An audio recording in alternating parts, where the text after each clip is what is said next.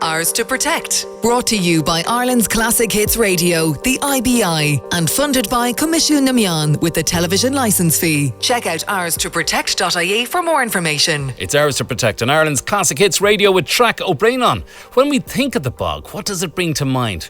A wet, swampy, dreary looking place that's hard to love. Yet we're told it's a place that's vital to protect and preserve. To get a completely different view of the bog, I was recently sent a link to a website of a photographer who's been using a magnified macro lens on her camera to capture bog life in all its glory, and the results are spectacular. I met with Tina Claffey and asked her how she got interested in taking photos of the bog in the first place.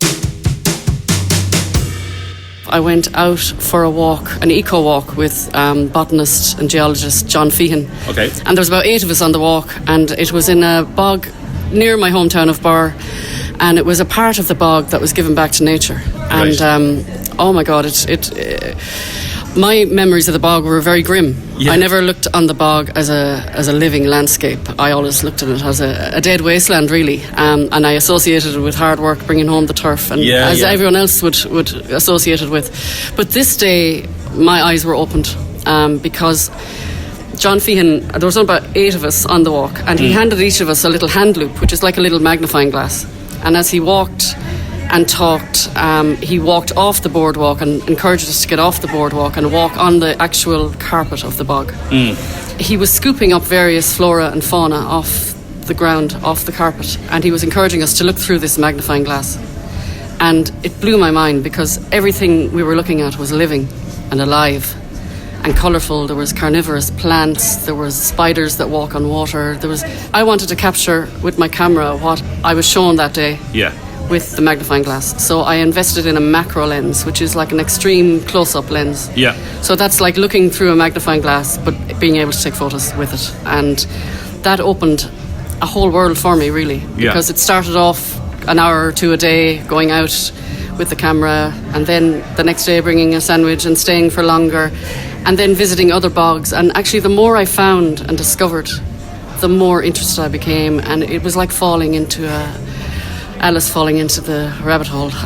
Yeah, Alice in Wonderland type, because it's just incredible what is out there. Yeah. And living amongst us in the bog that has been there for millennia. Yeah. And without us really knowing much about them. And it's something that fascinates me and continues to fascinate me every day. And I think the way you described it there, that you saw it as kind of dead land, or, that people associate with hard work and it's swampy and everything like that.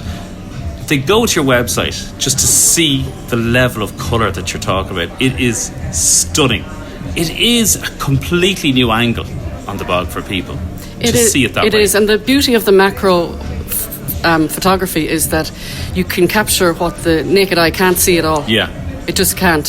So when you get up that really, really close, like the likes of sphagnum mosses, which we have over 20 species of them, they are the bones of the bog, as in we wouldn't have bogs without them, and they are like a kaleidoscope of colour. They are so colourful, and they absorb up to 20 times their own weight in water. They're like living sponges. Yeah. And they alone are amazing, but then you've all the different flora and fauna that grow from that sphagnum.